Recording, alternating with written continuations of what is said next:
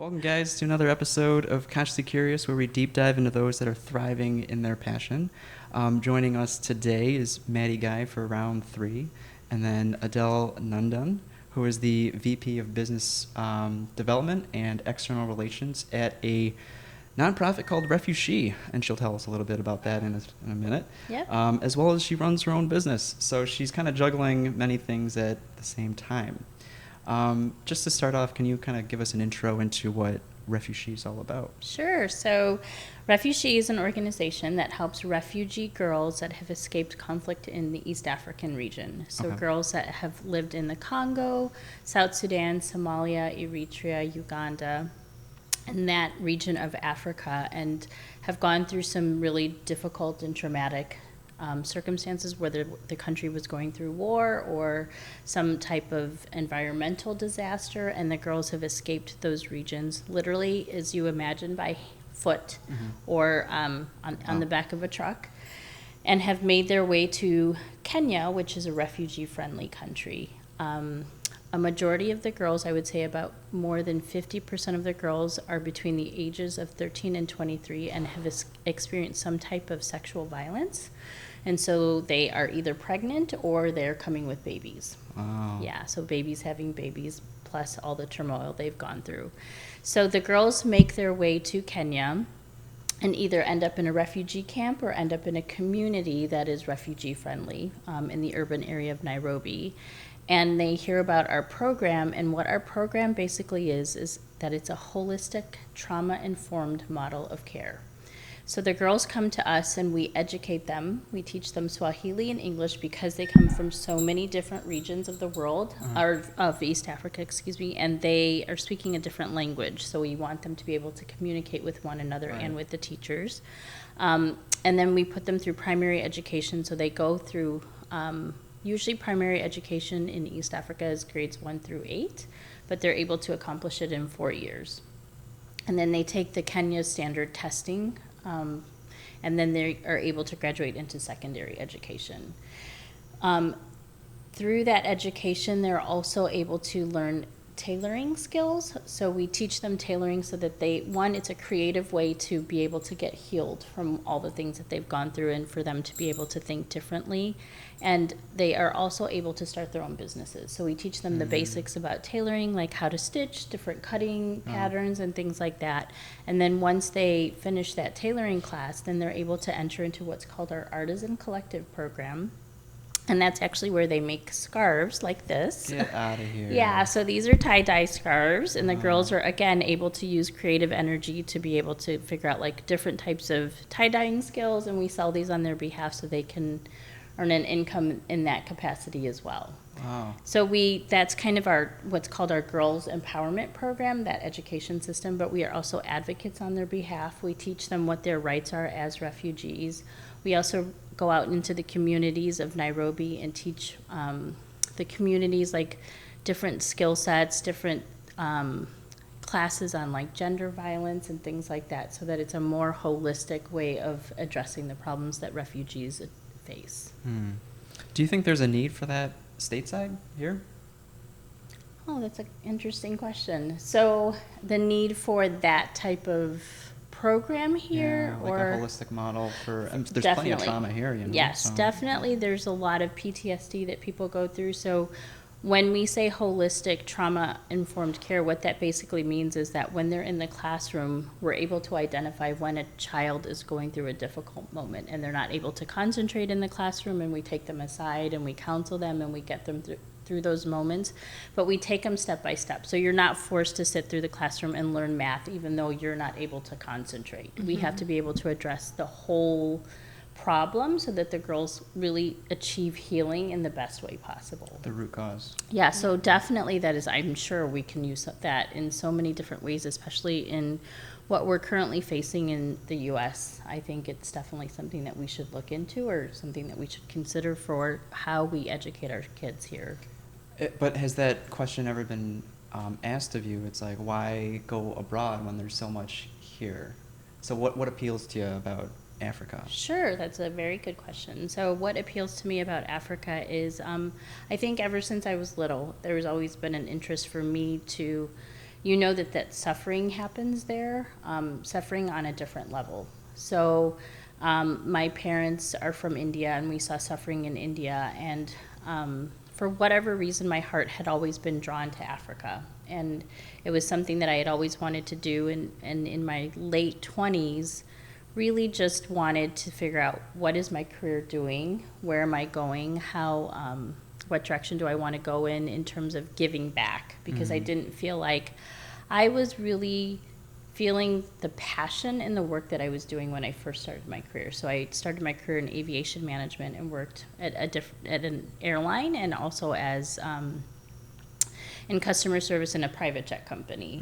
But I didn't feel fulfillment. Okay. I knew that I always wanted to be able to give back. I knew that I wanted to help the poor, and faith is a very big part of my decision making. So I also wanted to be able to serve God in some capacity.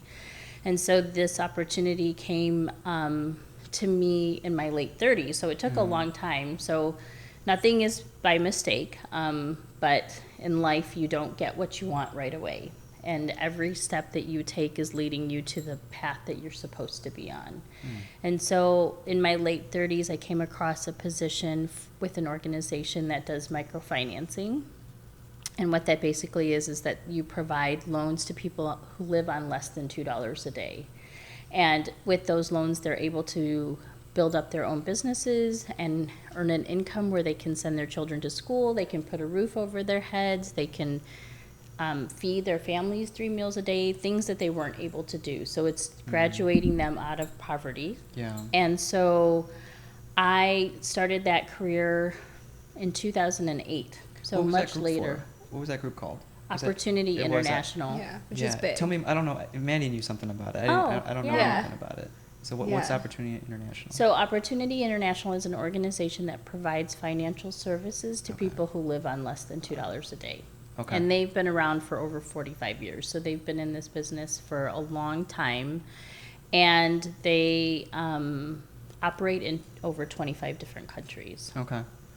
And do you think that was it for you at that time, right? That was your, like, I can give back now. Yeah, so when I got that job, I realized every difficulty, every career change, every move that I had made was leading me to this moment, because I felt complete peace. And when I worked there, I never felt like I was at a job. Like I was doing what my heart was passionate about, and I had the blessing of traveling with people who donated to the organization, and being in the trenches, basically, is being on the ground, meeting the people that were benefiting from these loans and seeing how their lives were changing and what an impact just $150 could have on someone's life. Like, to be able to send your children to school, to be able to clothe them, to feed them. Their lives are no different from our lives here, in terms of the fact that, like, we all have the same dream. We want our children to be able to go to school, we want to be able to feed our family, and we want a roof over our head. Those are your 3 basic needs. And because those people were not given that opportunity, they were lacking in those things. But as soon as they got access to that money, life completely changed for them. And to be able to see life through their eyes, and to see what is important, to see hope, to see joy on a different level, I was so fulfilled and realized, like, I'm good. This is really where I want to be. I didn't seek for anything more. I didn't feel like, oh, I needed to achieve more in my life in terms of my career. I wasn't seeking money. I wasn't seeking, like, a higher position or anything like that. I was just able to give back, to love. I'm a very relational person, and I felt like I could just love at the capacity that I could, and really connect what you would consider the haves with the have-nots. So people who had access to money, to provide that money to people who didn't have access to money. Yeah. And then as a result, lives on both sides would be changed, because when you give back, your heart changes, your soul changes. There's so much about you that you don't realize that needs to be healed, and when you are giving of yourself, that starts to slowly transform in you. It's funny, you're empowering others to give back as well. So I don't know if you know, but I'm a paramedic by trade. I'm not really active anymore. I teach an EMT class, so I teach others, and Maddie was a former student, how to become an EMT. Okay. So I feel like I'm giving back in a sense, but not like boots on the ground healing as a Sure. paramedic. So I think some part of me like misses that. But the other aspect is I had to let it go because I was not making enough money. Mm-hmm. So where do you think, what are the crossroads to finding a sense of passion / fulfillment? So for me, I was so passionate about my job that I traveled 75% of the year. I was out of the country a lot, ended up living in Africa because I was gone so often, and thought it just made sense for me to stay there instead of living in Chicago and traveling back and forth. That takes a toll on you. But I also didn't, when I was so passionate, I didn't feel like I was working, but I also lost like touch with my family in the same capacity. Like I wasn't there like I used to be. I wasn't able to attend family functions. The running joke in my family was, can you come to this event? And they would answer for me, no, I'll be in Africa. Like that was the running joke in my family. But it was the truth. I missed out on weddings and birthday parties. And so I worked at that career with Opportunity International for 8 years, but realized I also am older, was not married, and I was like, okay, I need to figure this out. Like, is this important to me as well, to have my own family and to have gotten married, and kind of really took a step back and quit my job and started my own business. I started a philanthropic travel business, and basically the reason I did that was twofold. I wanted to give people access to countries, not just through one organization, but through many organizations. So I wanted to be able to create travel experiences for people where not only did they go on safari or see the Taj Mahal or go on a gorilla trek, but they were also giving back to the communities that they were visiting. So that was really a dream of mine because I had seen the impact that it had at my past job. But I wanted to be able to open it up to other nonprofit organizations and not be limited. But also, I didn't have to travel. I created those experiences, but it didn't make me travel. And I thought, okay, this is a good way for me to figure out my personal life, but also do what I'm passionate about. And how long have you been doing that, running the business for? So I started that in 2016. Okay. And then this year, 2018, just within the past year and a half, realized it's great to be able to run your own business, but it's not easy, and you do have to earn a living. So I thought, let me figure out how I could manage having a job as well as owning a business. And Refugee actually found me. So I didn't go after the job. They found me through a mutual friend, and I just was recently hired in March of this year. So I started with them in March, and I'm the VP of Business Development. So basically what that means is I fundraise for the organization so that people can give to this organization and help these girls build a better lives for themselves. Yeah. Yeah. So going back to the traveling thing, Maddie travels a lot as well for work. Yeah. Do you think for you, is there ever a point where you do want to slow down? Oh, for sure. I think about it all the time. Yeah. I think that's what is constantly on my mind of, I love where I work and I love what I do, but I don't like being gone. And when the travel first started, I loved the travel, but now it's like, it's just work. It's not pleasure. Yeah.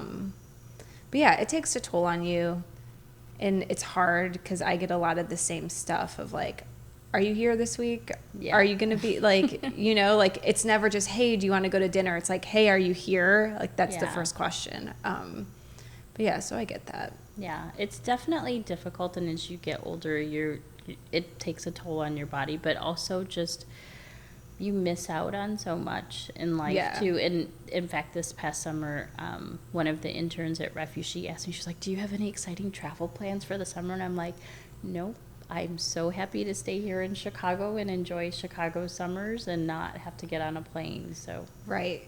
it definitely makes a difference. And it's hard because you should be grateful for the opportunity to travel.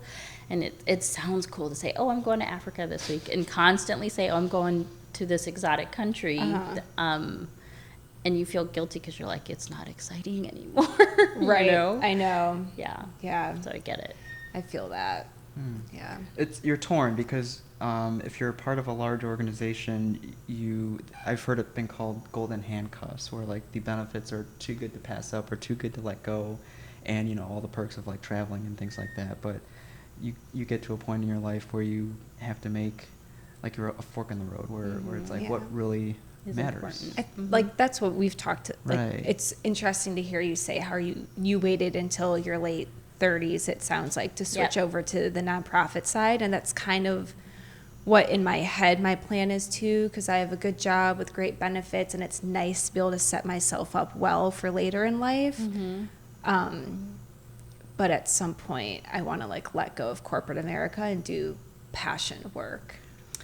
It feeds the soul so much more. Yeah. And the money will come. So if like you're concerned about whether or not, oh gosh, I'm turning down this corporate job and I'm going to go into the nonprofit segment and there's going to be a discrepancy in how much I get paid and how will I survive, it'll work out. It always does. It'll work out. As long as your heart is there and you work hard, you'll figure it out. Yeah. You may have to make some sacrifices, but they'll be worth it. Yeah. Yep. And I actually started in the nonprofit space when I turned, 38. 38. I'm Yeah. 29 now. That's why I'm like, I want to work really, really hard while I have a job that pays well and sets me up well, and No. just like stockpile and then switch to nonprofit No, I lied. work. I was 30. 30. Oh, I was 30 shoot. when I... Next yeah. year. Clock's ticking. I was That was thinking- giving me hope. No, I was 30, and then I was 40 when I started my own business. Okay. Yeah. I see. Yeah. Sorry, it all runs together as you get older. do you think there's an area within Twitter to be in that position to give back? Yeah, I feel like I give back through my work now. Kind of what you were saying is at Twitter, our mission is to serve the public conversation, and there's a lot that happens in the world that needs to be made public, and people need to see these conversations happening in a public space. So while my job isn't building the product, I help them keep the lights on to be able to provide that service to the world. So that's why I choose Twitter over Facebook or Google. You know? But you feel, it sounds like you feel valued. It's easy to get lost in such a large company. Right? Yeah, for sure. Adele, take us back to teenage Adele, or maybe college Adele. Oh. What did you think you'd be doing? You studied poli-sci? Uh-huh. What did you think you'd be doing? I thought I'd be a lawyer. No way. Oh, really? Yeah. I totally thought I would be the Huxtables, like Claire Huxtable, or that's the Cosby Show in case any of you guys, for reference. So Claire was a lawyer and her husband was a doctor, and so I was like, that's going to be my life. And in college, realized I didn't want to be a lawyer. And I knew that I wanted to get into the international space, so my second degree is actually in international relations. Okay. But didn't know in what capacity. I really believed that people needed to learn about other cultures, and I wanted to be a consultant for like a multinational corporation and teach them how to do business with other organizations that worked overseas, and how to just relate to people of different cultures. And but didn't know, graduating from college, how do you get a job like that?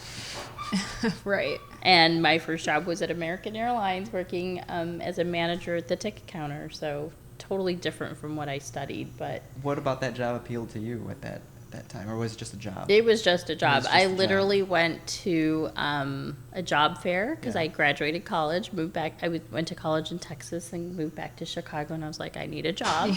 And my dad was like, you need a job.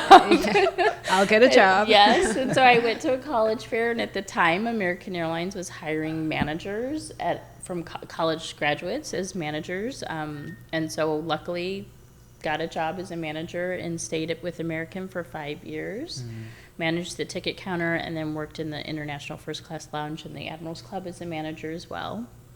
And then September 11th happened, and they laid off a bunch of people. So I was part of that layoff and didn't have work for 10 months. It was very difficult because all my experience was in aviation. And after September 11th, aviation was not the job that you were going to get. Gotcha. Right. So I worked at like the Pottery Barn and just did retail. Odd jobs, yeah. And then found a job in Dallas at a private jet company and was miserable. I lived there for 6 years and I was miserable the entire 6 years. 6 years? Yeah, I knew that it was not the job for me. Just not because it wasn't a good job, but because it wasn't where my heart, fulfilling, it was not where my heart was, and really wanted to get back to Chicago. I didn't like being in Dallas, and I remember watching Oprah's, I don't know if you guys are young, but Oprah opened up a school in South Africa. Mm-hmm. And they showed it on TV, like they had an ABC special where they showed the opening of the school and everything, and I'm just bawling the whole time, and I'm like praying, and I'm like, again, faith is a big part of my life. I said, God, when is it my turn? When is it my turn that you're going to let me go to Africa and help the people that need help and serve you in the same capacity? And I just cried, and I just kept looking for jobs, and like several years later, like 3 years later, this job at Opportunity International came up literally 10 minutes away from my parents' house. And I applied for that job, and I applied 6 different times, and it took almost a year to get the job. Wow. I went through 8 interviews, and it was a very long process, but it was the job, my dream job. I couldn't have asked for a better job. It's exactly where I needed to be, but I realized that all those years of working at American and working at that private jet company prepared me for exactly what I needed to know in the business world and how to relate to people. I mean, being in customer service is a very tough gig. Mm-hmm. When I worked at American Airlines, I had people spit on me. I had people try to choke me. What? Yeah. Is the customer always right?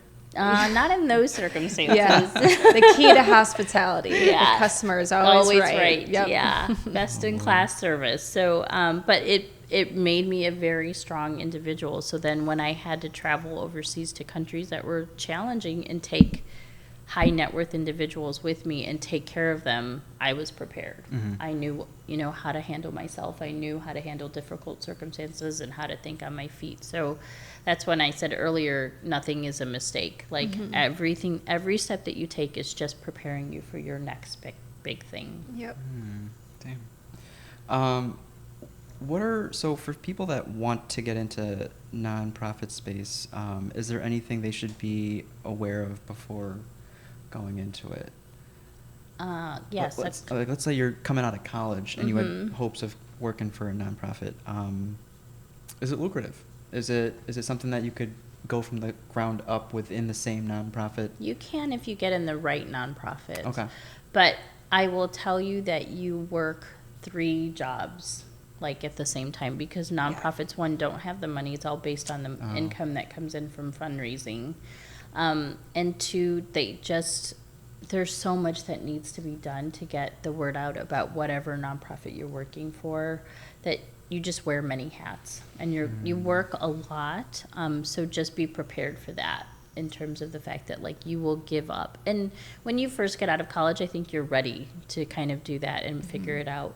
But I would also recommend for people that are interested in working in the nonprofit space to intern as much as you can, because each nonprofit is different and the cause is different. So figure out is it breast cancer awareness that you're particularly drawn to, in terms of something that maybe your family has experienced and that's why? Or is it global poverty development? Is it poverty alleviation? Is it refugees? Is it water and sanitation? Just do internships as much as you can so that you can get a feel for what it's really like before you take the big plunge of looking for a job and getting a job in the nonprofit space. Is there anything that that didn't meet your expectations? That fell short of? What, working in the nonprofit space? No. No, huh? Really? Yeah, I really love what I do. I love the people that I serve. And I love, in both organizations that I've worked in and even in my own business, the people that you work with really make or break your job. Right. Mm-hmm. And when you have people that are just as dedicated and driven by the passion that you're driven by, it makes a huge difference. Mm-hmm. Yeah. And so maybe people's personalities, but that's life. That may be that's may disappoint you. I think, especially in poverty alleviation, you get disappointed because you want to do more. Yeah, that's the hard part, when you see suffering and you can only do so much. Or Like, I am a strong believer that you just don't hand out money. I think that's the worst thing that you can do to help people. There's an excellent book called When Helping Hurts, or there's another book called Toxic Charity. You should never just hand money out, because you are not teaching the person how to prepare for life themselves. But there are certain circumstances where you see suffering and you're like, I just want to fix it. And you can't.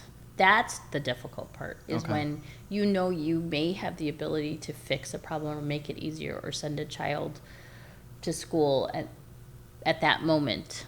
But then what can you do long term for them? You don't know. And it's not sustainable for you to completely move there, drop everything there. And just... Does that burn you out? Yes, it did. Yeah. So in the job that I worked for 8 years, where I traveled 75% of the time, I gained a ton of weight. I ate crazy. Like, you just don't, it's hard to live a healthier lifestyle. I would worry about, not all personalities, but for someone like me, absorbing all of seeing that suffering would like really take a toll on me personally, because you hit a point where you realize you as one person can't solve these problems. And I think it would just run me down. You know, that's what I worry about getting into a space like nonprofit, of like, am I just going to give too much of myself where I have nothing left? So I did, to a certain degree. I gave everything, and I think I continue to still give everything. But now, as I've gotten older, and I've realized I just had to have boundaries for myself. But there is a small story that I read a few years ago that really put things into perspective for me. And I'll share it with you. There was a little boy walking on the beach, and you may have heard this. And there's all these starfish that wash up on the beach. And he's picking one of them up, like one by one, and throwing them back into the ocean. And this man comes up to him, and he's like, why are you doing this? There's like so many of them. You're not going to be able to fix it. And the little boy just says, it made a difference to that one.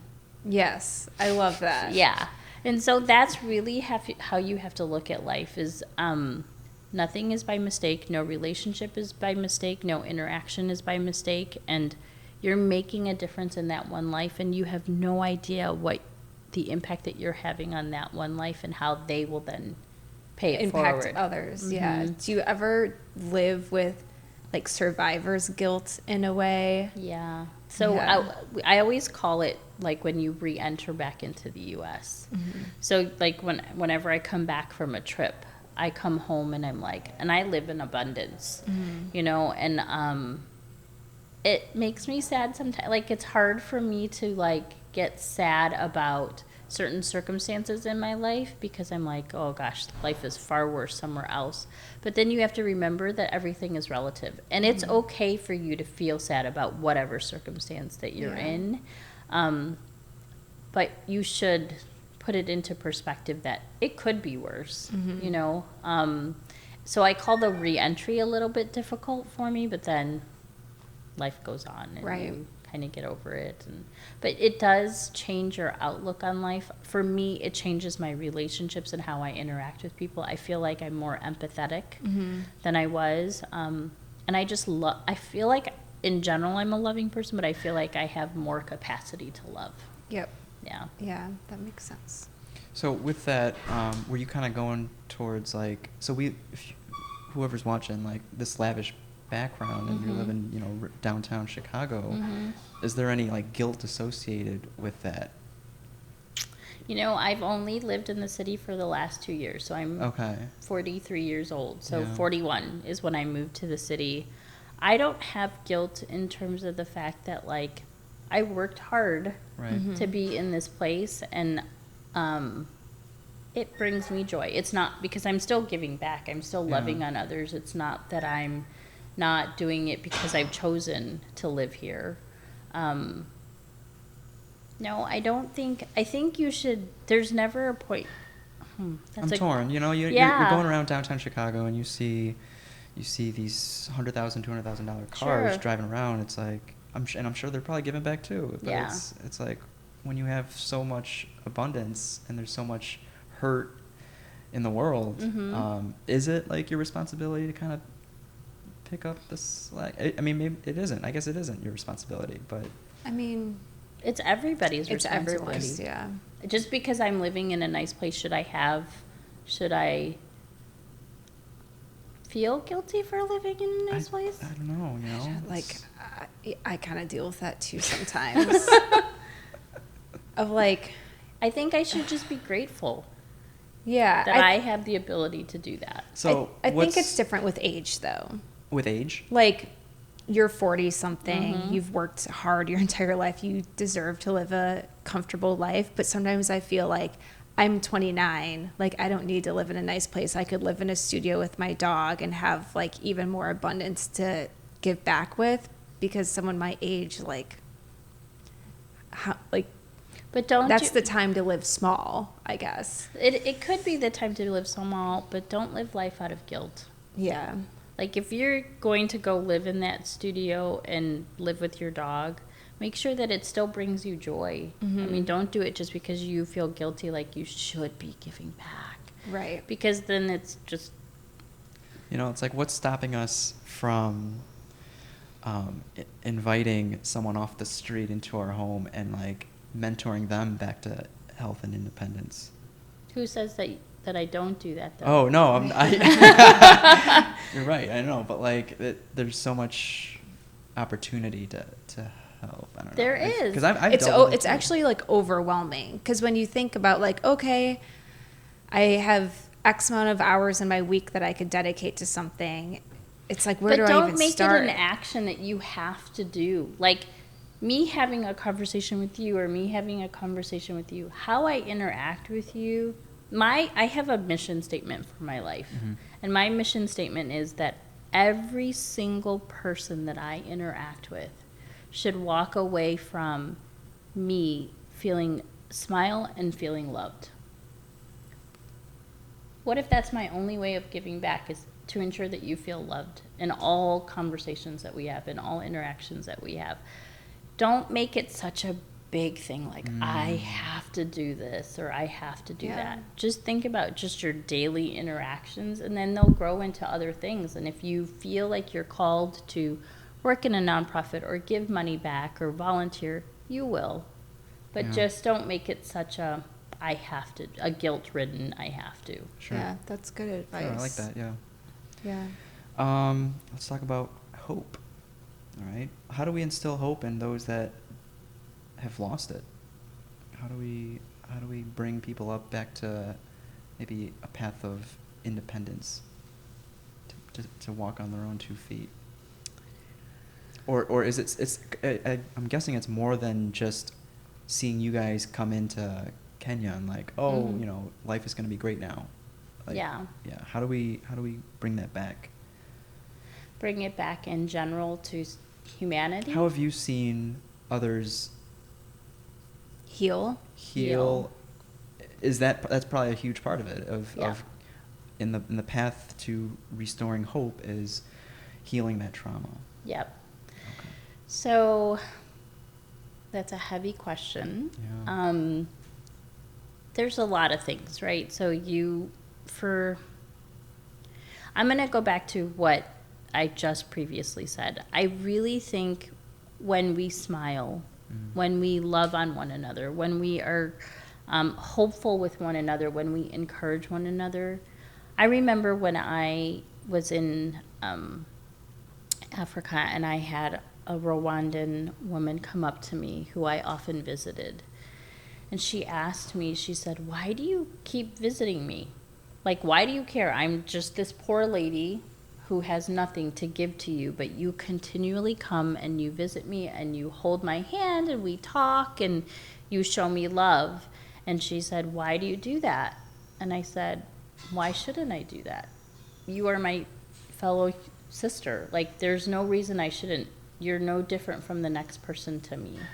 So I think when you start to make people feel valued, that just because you're a janitor or you're a person who unfortunately lives on the street because of whatever circumstances, and I live in this high rise in Chicago, my life is not any more valuable than your life. And again, this is where my faith comes into play. There's a reason why God brought you to this earth. And I believe that every single person on this earth has a purpose and is loved and has value, and we should be able to bring those out in one another in just our interactions. Yeah. You should know that your life has value. Yeah. You should know that you have a purpose. And even if your only purpose is to smile at somebody who was having a bad day, you have no idea how that smile impacted them. And they thought, wow, that person cared enough to smile at me. Totally. There's no idea. No better feeling than feeling appreciated. Yes. And valued and seen and heard. Yep. Yeah. Yeah. So I think hope really is just, it's not as hard as we think. I think it really just comes from us valuing each other's lives and not differentiating between who the haves and the have-nots. The haves are not more valuable. We give them more value, but in general, we are all just people. Yeah. With a short window of opportunity here. Do you think we play the victim mindset card too much when people who are struggling to find purpose and value and hope? I feel like a lot of times we put it on them of being like, well, maybe if you like exercised and ate well and like did all of this stuff, you would start to feel better, instead of like realizing what we as a society can do to help everyone feel better. Does that make sense? Can you put it in another? I think a lot of times, you know, I think we all know people who have various struggles in their life. Sure.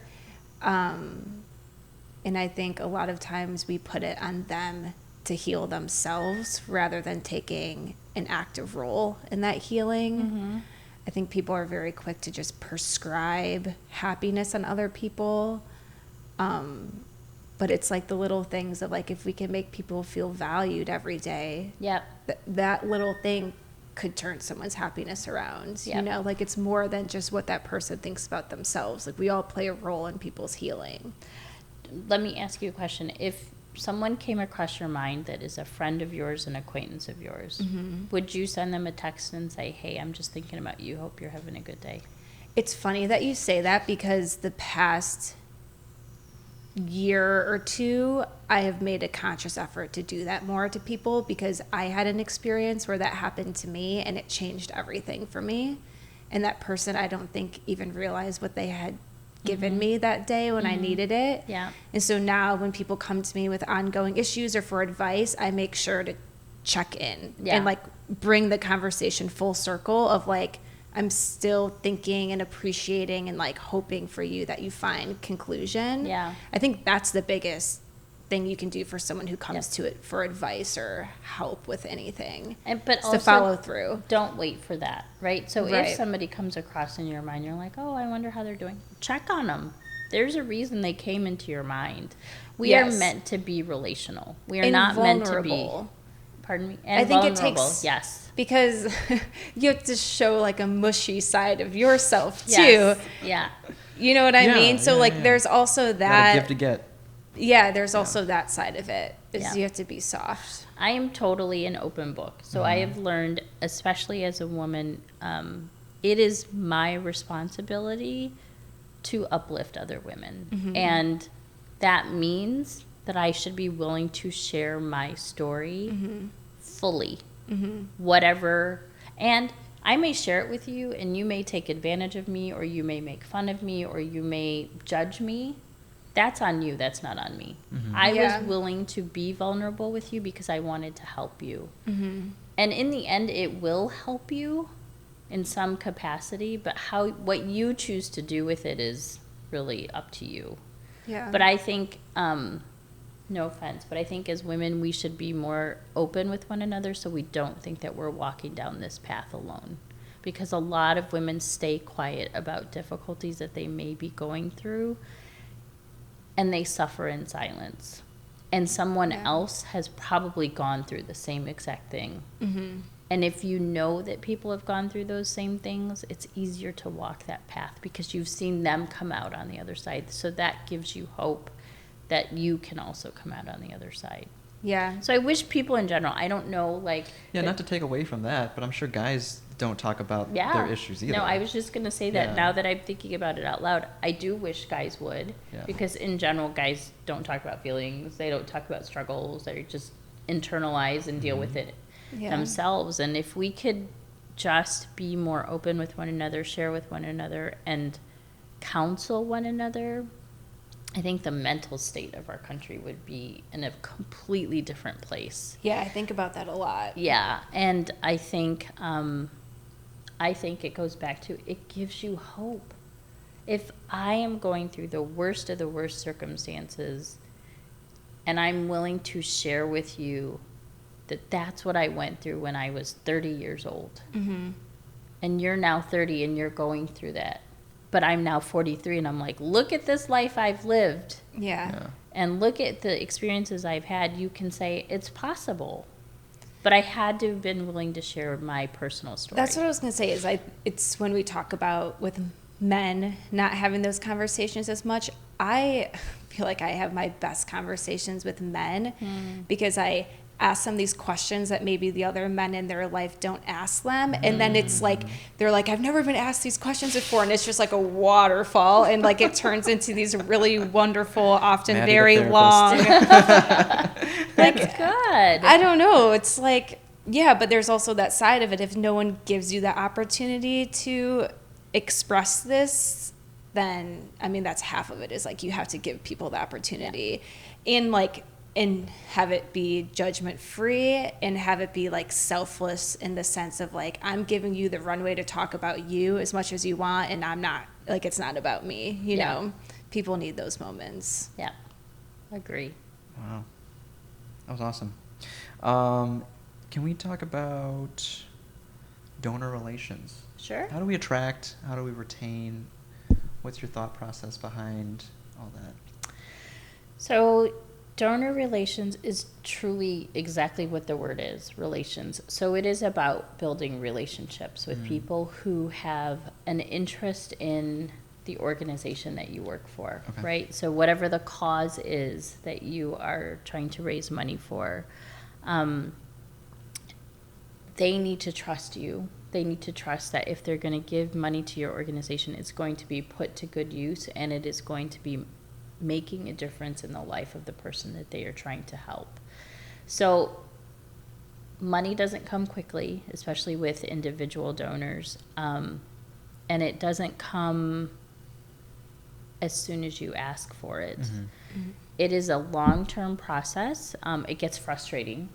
And you have to be willing to get 1,000 no's before you get the big yes. And that's hard. You have to feel comfortable with rejection. So if someone is starting off their career in fundraising or donor relations, it will make your skin thick. But in the beginning, it's very tough. You get discouraged. How, this might be a thing in marketing, like how many points of contact do you make before you ask? Before you ask? How many, to build that relationship, right? Build rapport before that one ask. I mean, at the end of the day, a donor knows you're going to ask them for money. As soon as you contact them, they're like, oh, she's contacting me because she needs money for this organization. Gotcha. So that's there. I think you just have to get a feel for it. The first conversation is you're not going to ask. You're going to say, this is who I am. This is why I need you. This is what the need is. And then you follow up with a thank you. So you should always thank the donor. And every time a donor gives a gift, you should at least thank them in 7 different times in some capacity. We talked about this a lot too, correct me if I'm wrong, but I feel like fundraising, donor relations is kind of like a sales role. It is. Yeah. And I work in a sales organization, and my biggest thing has been we don't thank our customers enough. Yeah, you should thank them at least 7 times. Wow. Yeah, and it's just like the thank yous genuine thank yous go a long way. Yep.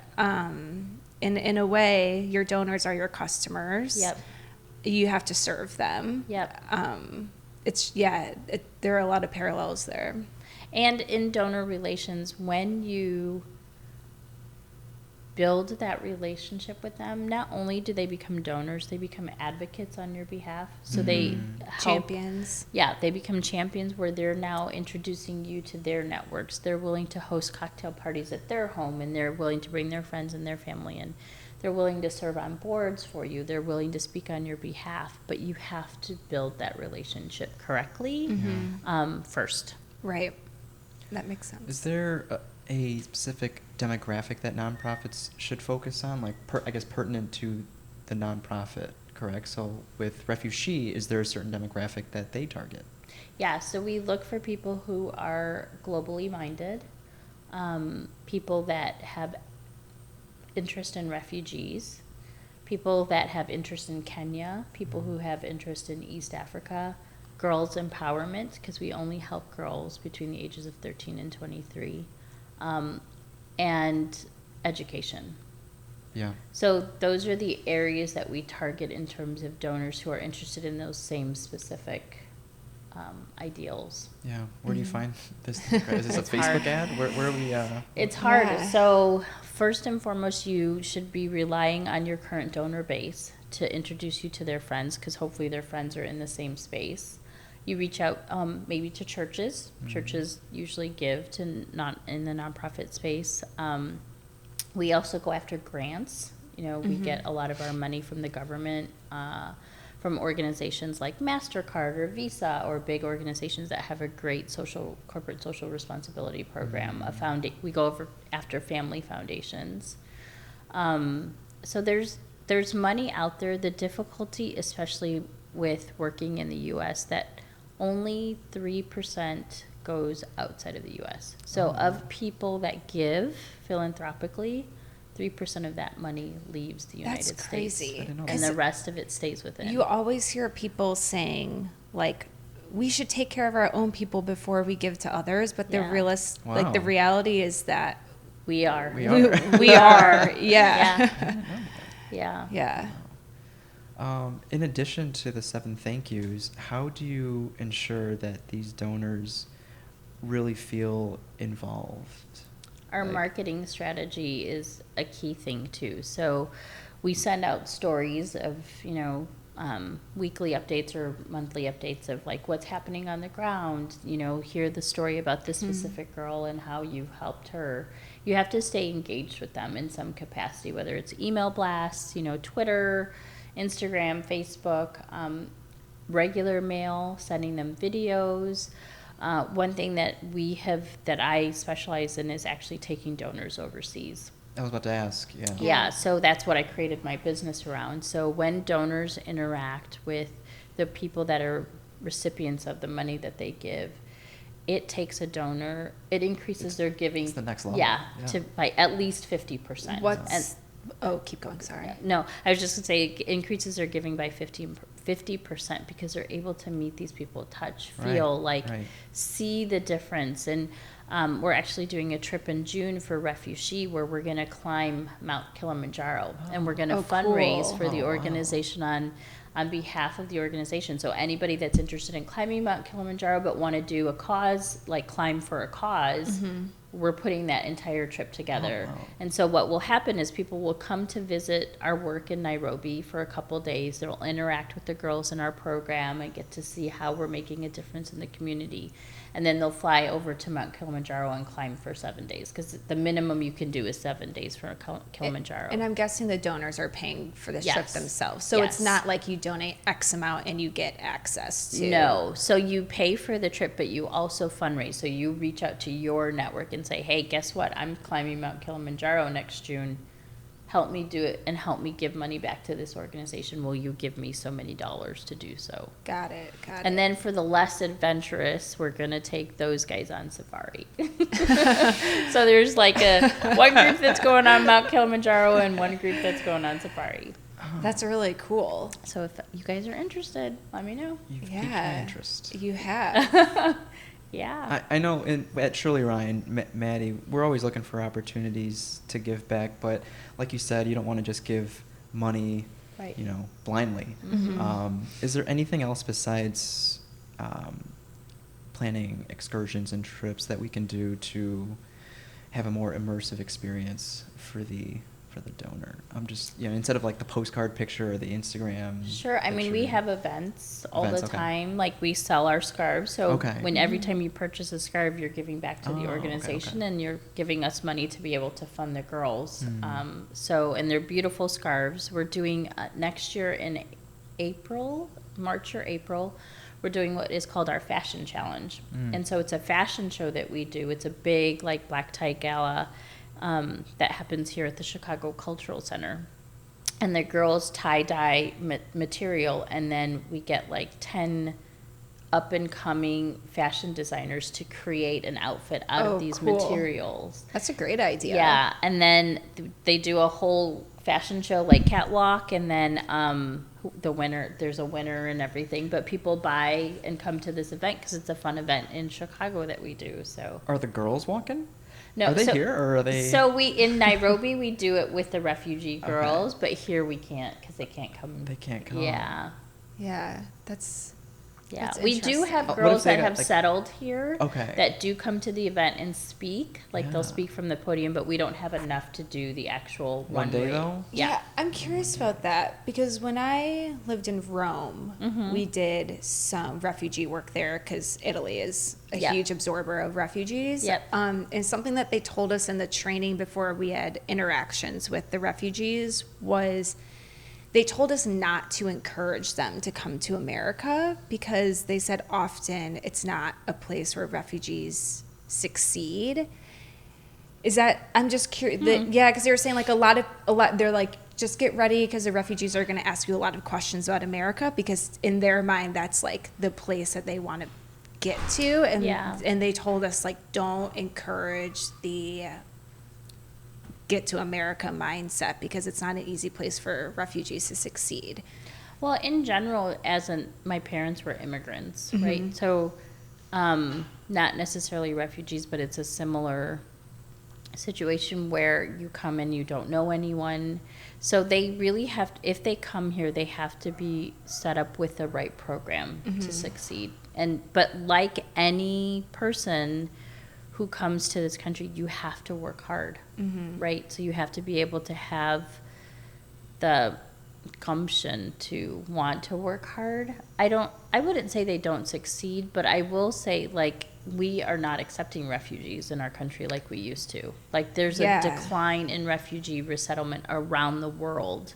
And that's actually some of the difficulties that we're facing at RefuShe is the girls are not being resettled. So now they're stuck in Nairobi.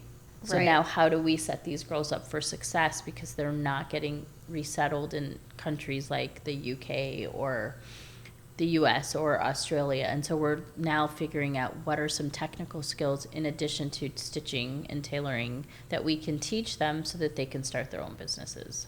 Yeah, that's So it's ideally, I think it would be nice if we could set them up for success in the host country that they're in. But like any immigrant, like any person who goes to another country, you do start from the bottom and you have to work your way up. There's no handout, right. right? So I don't know if it's necessarily harder. It's just, in general, you have to work hard. Have you come Yeah. across any girls that don't want to work hard? I feel like they're all grateful for Yeah. any opportunity. Yeah, no, I haven't. Okay. Yeah, I think everybody hustles, right, in some Yeah. capacity when you know you have to survive. Very And different it's- mindset then. It's Yeah, a they're- very, it's Growing a up very here. different mindset, and that's Yeah. the thing is they do succeed. I feel like they do succeed in some capacity here because they have the mindset to work hard.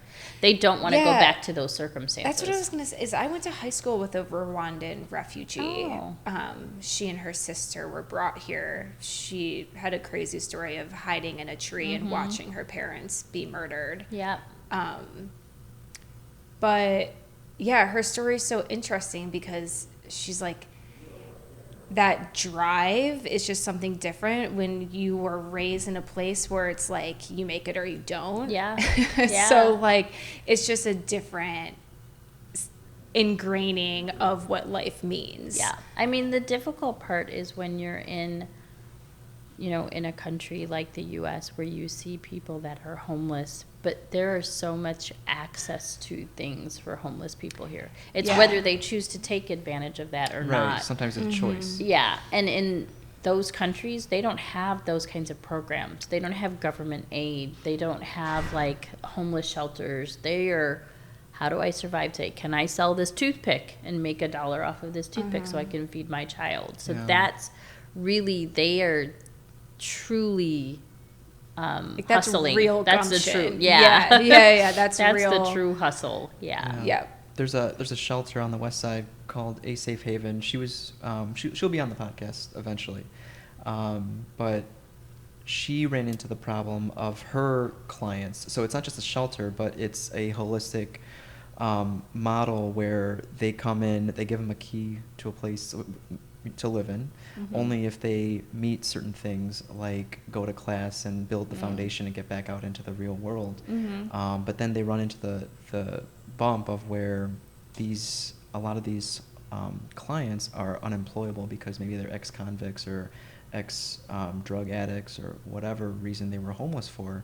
So Nellie, the co-founder president of Safe Haven, created companies under A Safe Haven for maybe landscaping or catering and things like that. So it's like one whole model to have everyone just go back into the real world. Yeah.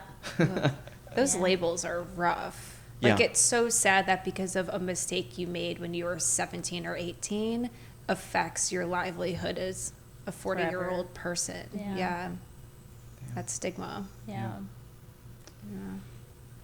That's cool, though. Yeah, I mean, is there anything else that you want to share for the next generation? I guess any advice for those that are lost or don't know what they want to do in life? We talked about the crossroads of passion and fulfillment. Things like find out what you're good at, find out how you can be of service, and then find a way to monetize it. Yep. Have grace for yourself. Ooh. You won't know. I'm 43 and I'm like, oh, what am I going to do next? You know, like, but I don't fret about it like I did in my 20s. Because, again, I keep saying this, there's no mistakes in life. Like, everything leads to the right direction that you're supposed to go on. Even the worst things take you to the right place. So try different things, but have grace for the fact that you may not know. It's okay. Patience. It's okay to experience life. It's okay to enjoy life. It's okay to try different things before you get to the right thing. But it will find you. You don't have to find it. I think that's great, especially for the people that think that they're born with passions. Yeah. right. It's something that you got to work at. Yeah. I've been trying to be more open. I call it respecting nudges from the universe and like reading guideposts of kind of what you were saying is you have to be open to what is brought to you and you have to be receptive to that and respect it in a way. But you also need to be aware and looking for the things that, like, it's like if you get nudged in the same place, like maybe you should perk up a little bit and be like, why does this person or whatever keep crossing my path? So I feel like there needs to be that relationship there. And like you said, be open.